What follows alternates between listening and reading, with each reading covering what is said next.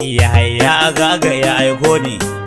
a kaje Bashar ese in ka ga waƙar namijin zaki Alherin Gwandu Bashar ese naminin zaba gudu hanshaki Alherin Gwandu Bashar ese na ƙauran gwando uban aiki Alherin Gwandu Bashar ese ka zan sha'afa ka ga mamaki Alherin Gwandu Bashar kai ese ga gwarzon tafiya na jihar Kebbi Alherin Gwandu Bashar ita dai ese kwarya a azata saman gurbi Alherin Gwandu Bashar a ese sabon gona bai da kalallabi Alherin Gwandu Bashar ese shi Bashar aiki ne ba aibi Alherin Gwandu Bashar ese ga dan ba gudu nan babban jigo anan shi zane yawa baiti Alherin Gwandu Bashar ese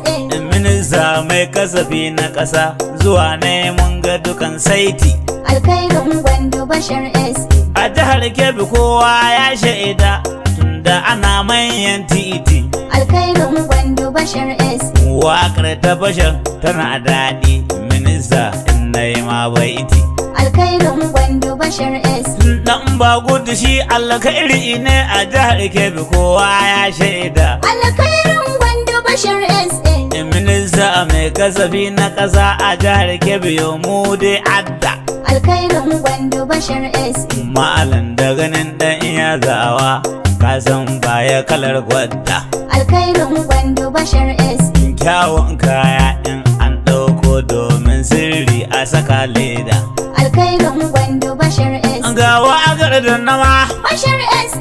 na ɗan girma Bashar ese mai halin girma Bashar ese ga shi ka girma Bashar ese ga ɗan Aliyu na